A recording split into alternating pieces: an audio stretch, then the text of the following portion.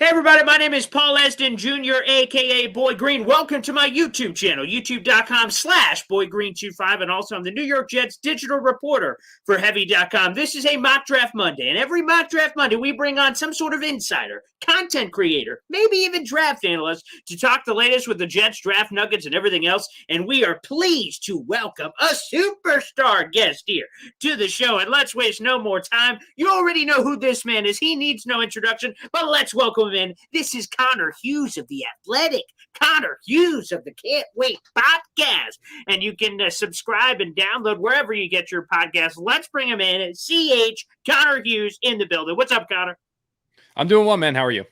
I'm doing amazing, man. I want to start off with this because it seems like, Connor, that you have this optimism out of every pore right now. There's going to be some juice, and Jet fans want to know, man, what's going on here? Because people are saying that you're saying playoffs next year, and fans are like, man, we haven't seen the playoffs in 11 years. What is it, Connor? What's the secret sauce that's happening right now? Yeah, I mean, look, I'll be honest. I think a lot of it obviously is going to come down to Zach. I mean, you're gonna need Wilson to take a legitimate, noticeable, big step forward if this team wants to actually compete for a playoff spot and actually get into the playoffs. I mean, you can't have baby steps anymore. You can't have, oh, well, he didn't do this or he didn't do that, or yeah, he actually did this, which he didn't do last. I mean, you need to see a guy take that big step, get the completion percentage over 60%, get the touchdowns near 25, 30 touchdowns next year, flirt with throwing for 4,000 yards or eclipse that 4,000 yard mark. I mean, you have to see signs that you've got a young, promising quarterback. You don't need to take a Joe Burrow-like step or a Justin Herbert-like step, but you need to get legitimately better. But if that happens, man, I mean, this is a Jets team that I think when you look at the players that are coming off the injured reserve, when you look at the draft capital that they have, free agency, the fact that the GM seat, I wouldn't say it's hot, but I would say that it's definitely a little bit warmer now with Woody Johnson back in the United States. I think this is a team that's going to do what it has to do to get better. And then when you look at some of the teams that made the playoffs this year, I mean, it's not like years past where you need 10 wins, 11 wins, 12 wins to get into the playoffs. I don't think the Jets are going to top the Buffalo Bills for a divisional title, but you saw the Philadelphia Eagles sneak in with 9 wins. The Oakland Raiders sneak in with 9 wins. The Pittsburgh Steelers get in. There's no reason why the Jets can't be one of those teams that gets a few things to bounce their way in week 18 and gets into the playoffs. And like I said, I think you're going to see a team that makes or takes legitimate strides and sees a legitimate talent infusion, a team that sees some of their draft picks from this past year take big steps forward, a quarterback get better. And like I said, I'm not predicting 11, 12, 13 wins, but I think this is a Jets team that's going to sneak in there with 9 wins next year at 9-8.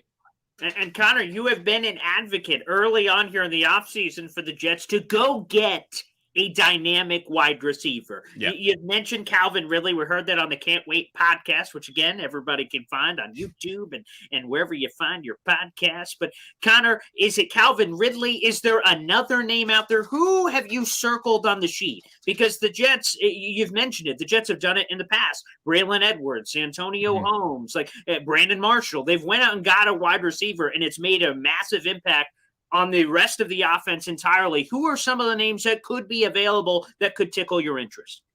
Yeah, I mean, I know a lot of people are going to talk about Mike Thomas. I know that from New Orleans, if they decide to move on from him, but I don't necessarily see that as a great fit necessarily. I think the player that if you look, the Jets are going to do their homework. I mean, they're going to do so much insane. Because, I mean, if you get him, if you trade for Calvin Ridley, I mean, you're parting with one of those first-round picks and then some. So it's going to take a lot if you want to give it up for Calvin Ridley. So you're going to have to do an absurd amount of homework to check off any possible uncertainty that you have. Make sure that he's mentally okay. Obviously, he stepped away from the game for that there is no inner locker room concerns, that there's no work ethic concerns. I mean, you need to do so much work that you look at this guy and say, okay, yes, he's the number one receiver. We know that. But also he's going to be the great fit for our team. Because the one thing that Robert Saleh has preached over and over again, and one thing that Joe Douglas has preached over and over and over again, is that they want guys that are as good of people as they are players. And as long as you cross off those concerns with Ridley, I don't necessarily know if there's a better option out there for you to go that just makes such a wholesale impact on your offense and improve so many different positions, right? Because, we've talked about Joe Douglas, I don't even know how many times since he got hired. I mean, he is a draft guy. He is a longtime scout. These draft picks are his babies. He doesn't want to part with them. So if he's going to part with them, it's not going to be for a player that just makes a small impact in one specific little area. If he's going to give up some of that premier draft capital, he's going to have to give up that premier draft capital to go get a player that's going to make more than just one little impact. And I think when you look at Ridley, he does that. Obviously, everyone, the obvious connection is Zach Wilson and how he's going to make Zach Wilson better, right? You give a young quarterback a number one receiver who's going to go out there, win every one-on-one battle and most two-on-one battles. That's going to make a pretty big impact. But he also helps Corey Davis and Elijah Moore, right? Because how do you double Davis and Moore if you've got Ridley out there? He helps Mike Carter and whoever the Jets pair with him in the backfield, because how do you stack the box when you now have Calvin Ridley, Corey Davis, and Elijah Moore split wide? He's going to help the offensive line too, because he's one of those guys that's going to get open and get open quick. And if you're open quick off the jump, the quarterback doesn't have to hold the ball as long, which means the pass blocking doesn't have to hold up as long, which makes their job easier as well. So obviously, look, there's a lot of hurdles that they need to clear. There's a lot of things that, like I said, boxes that they need to check off. But in my opinion, I don't think that there is a better option out there right now for the Jets, because the draft doesn't look like there's a Chase or a Devonta Smith in this year's draft. In fact, we had Dane Brugler on the Can't Wait podcast, and he was telling us that this draft is not really littered with that many great superstar players. There's a lot of good ones. So if you've got a lot of picks in this year's draft, maybe it makes more sense to package some of those and go and get your proven commodities, your proven stars, knowing maybe there's not too many stars in this year's class. Again, we're speaking with Connor Hughes of The Athletic. Stop what you're doing, everybody. Smash the thumbs up button. And hey, if you like pressing buttons, hit that subscribe button too, right there on YouTube. Connor, you mentioned that with Dane Brugler, and I'm going to be honest. When I was listening to the Can't Wait podcast, the eyebrow raised. It made me even cringe a little bit when Dane said, not a great year to have a pick in the top 8. I think that was the phrasing of it. I went, of course. The Jets have 2 picks in the top 10. Not a great year for that. Should we overreact to that comment from Dane, or to your point, just take the positive out of it? He's just calling it how he sees it, and perhaps that should entice the Jets to really consider moving up for an Aiden Hutchinson, a Kayvon Thibodeau, perhaps, and try to maximize your assets. I think it would be more trading for the veterans. I don't think you're going to see them package picks to go and move up in the draft. I don't think that's going to happen. I think this is just what, like, Joe was as blunt as he's ever been when we talked to him at that postseason press conference, and we're going to talk to him a bunch coming up. 2 weeks now when we're down there in Mobile for the Senior Bowl. I mean, we're all going down because Salah's coaching it, so we're going to get a lot of extra access there as well to talk to him and really talk about the draft and dive into this thing. But I think that one of the reasons why he's more open and openly open, I should say, about willing to trade some of these picks for proven assets is because of what Dane said, and that's I did my own homework. I mean, like I said, I'm not somebody who's going to sit down and talk to you guys about breaking down hours and hours and hours of college film. I mean, that's not what my job entails. But luckily, you're in this field long enough. You do develop sources with coaches, and you develop sources with general managers and scouts and things like that, and executives from around the league. And so around this time every year, I call them, because it is their job to scout these guys. It's their job to find the stars, and it's their job to select them. And what Dane said mirrored very similarly, or what was repeated, I should say, similarly to other people I've talked to, that this is just not a star-studded draft class. That's not what this is. There's a lot of good players. There's a lot of depth. You're going to be getting really, really good players in the 3rd round, in the 4th round, in the 2nd round. But if you're looking for those superstars, it just doesn't necessarily look like any of those guys are there. I mean, like, I think what Dane said, and again, it's mimicked what I've heard as well. The exact quote I heard from a coach was that, the players that are going to go top 12, top 15 in this year's class wouldn't have been selected, meaning the first 2-3 guys that are going to be picked in this year's class wouldn't have been top 15 in last year's class, So, I mean, I think that this is just, you can be a little alarmed at that. You can also say, well, the Jets also need good players too. So that's not a bad thing. I mean, they'll take an infusion of good players, and then they'll worry about getting great and excellent later. But I think it's just going to be one of those things where you see moving forward, Joe Douglas is more apt and more open to trading these draft picks and moving some of these draft picks, just because he realizes that, okay, I can use this cache of picks. I can use these resources that I've acquired. I can use them to move on, go get a player that's a proven commodity. And this is the year to do it, because I'm not necessarily passing up on a Nick or Joey Bosa. I'm not passing up on a Chase Young. I'm not passing up on a stud star player, because they're not necessarily in this class, but I can use these picks to go get somebody that I know is a star, like a Calvin Ridley, or maybe Danielle Hunter over there in Minnesota is another pass rusher as well. I could see the Jets potentially targeting, but receiver would be the one. I really genuinely believe you're going to see the Jets go out there and try to trade for a number 1 receiver this year. Connor, help me with the cornerback situation. I went into the year saying, boy, these corners suck. It's going to be terrible. And then they were good. I'm like, okay, corner's not an issue. But at the same time, in the back of my head, there's a little voice saying, you still need a number one corner. So what say you, Connor? Are you in that same field? Do they still need a number one? Or is the surprise and pleasant surprise, quite frankly, of what the quarterbacks did enough to say, maybe we're good there?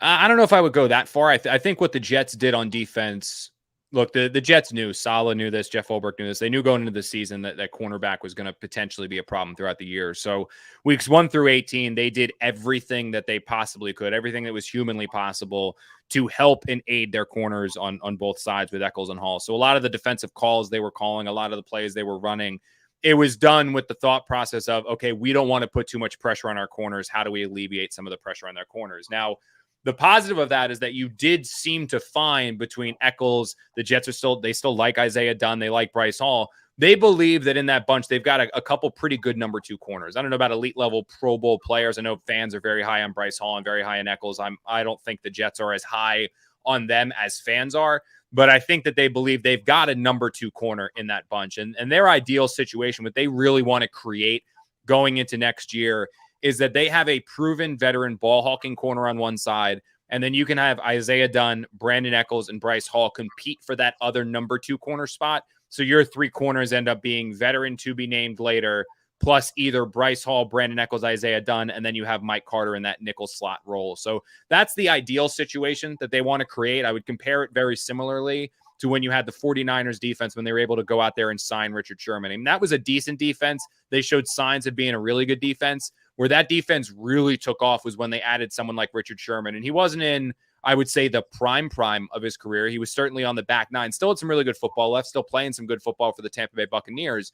But he wasn't the Richard Sherman in Seattle and San Francisco, but he was still a very good player. He had a ton of experience. He could still lock down corners on the outside, and he attacked and got the ball. And when you added that to the mix, it allowed the 49ers to then allow their youth to compete on the other side. Also added that moxie veteran experience or veteran presence out there.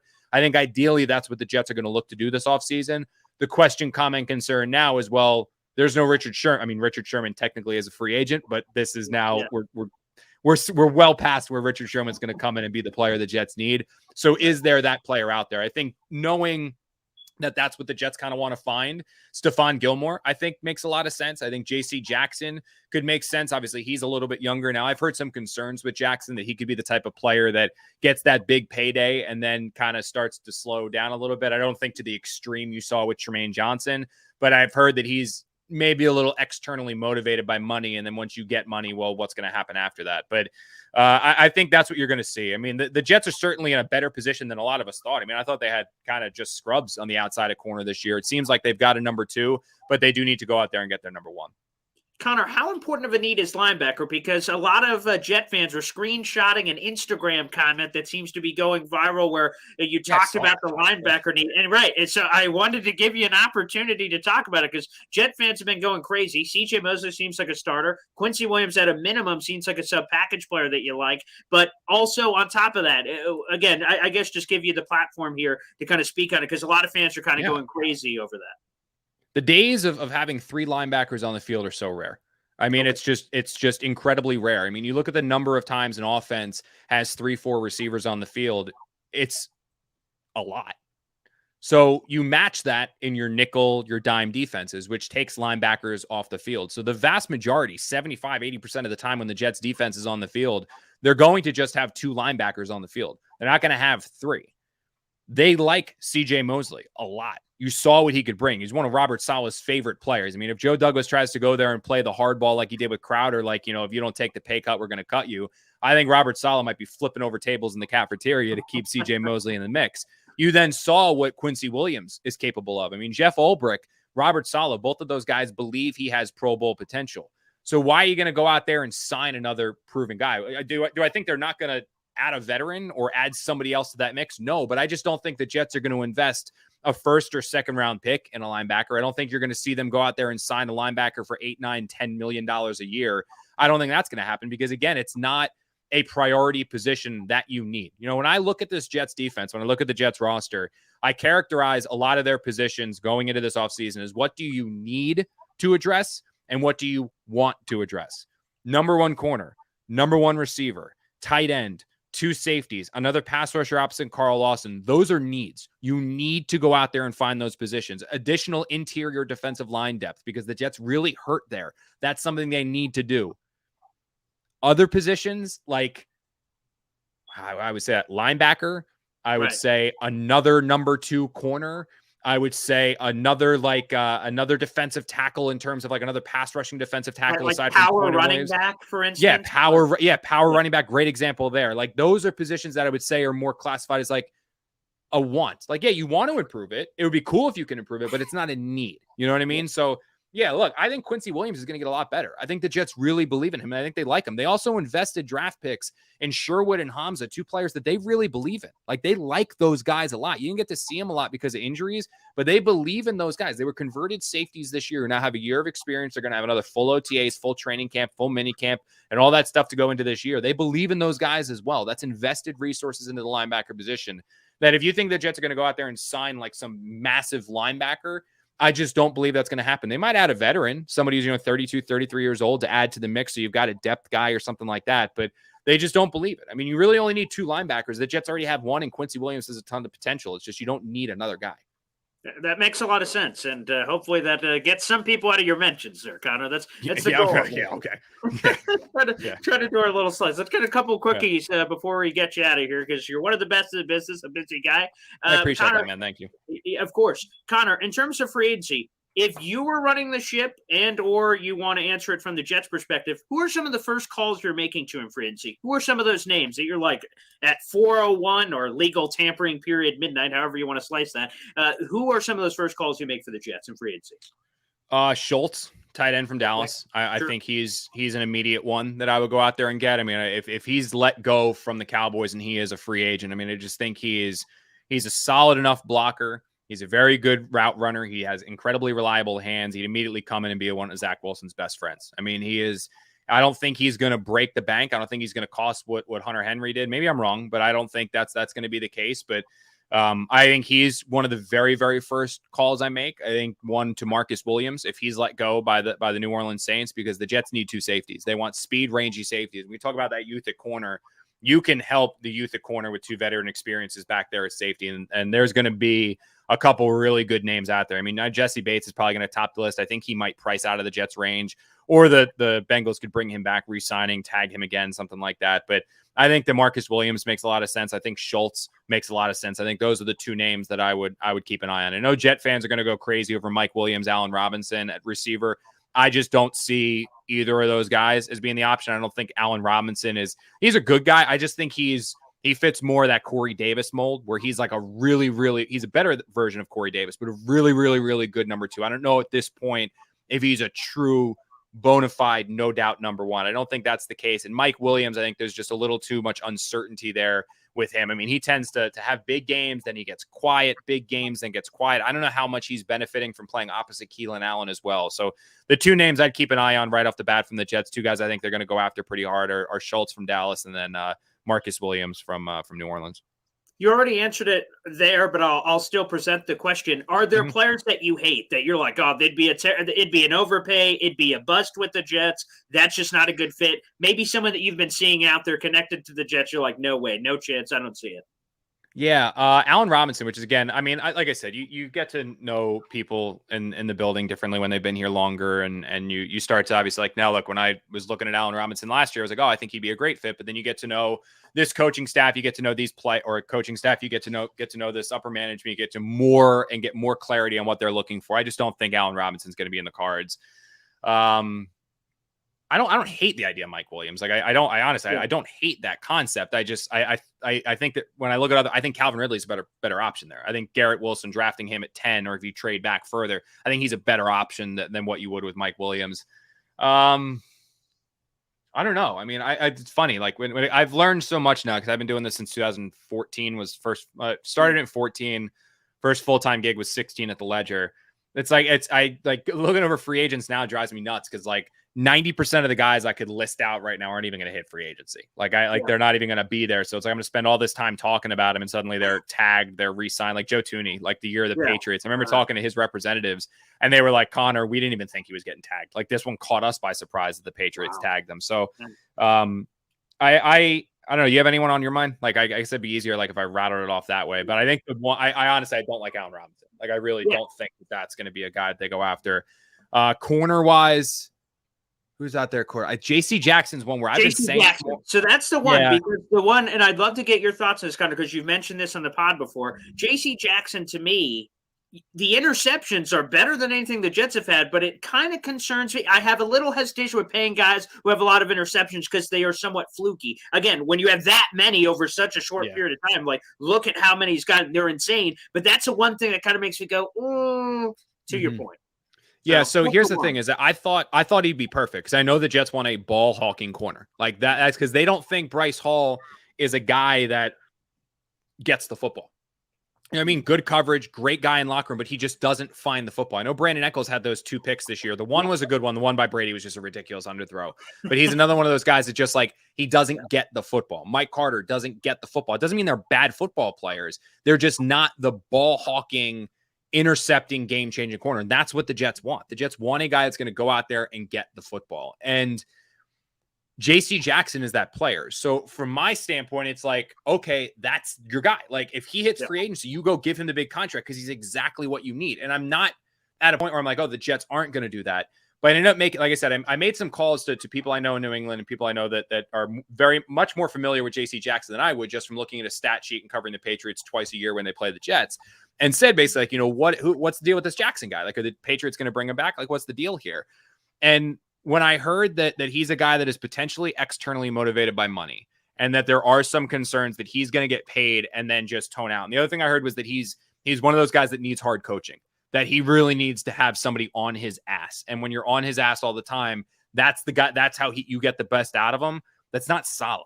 Like Saleh's not an ass rider like that. That's not his thing. Like he's the one who said, like, he told us in camp, like he's not into ass chewings. He's using them as teaching moments, right? Like he's never going to scream at somebody or bug out at somebody. He's going to go out there and he's going to use it as an example to teach that guy and help the guy get better. And when I hear that, I'm like, I would be slightly worried between that being the best coaching style he gets compared to, is he actually just motivated to get the first paycheck, to when now he's getting 12, 13, 14, $15 million a year.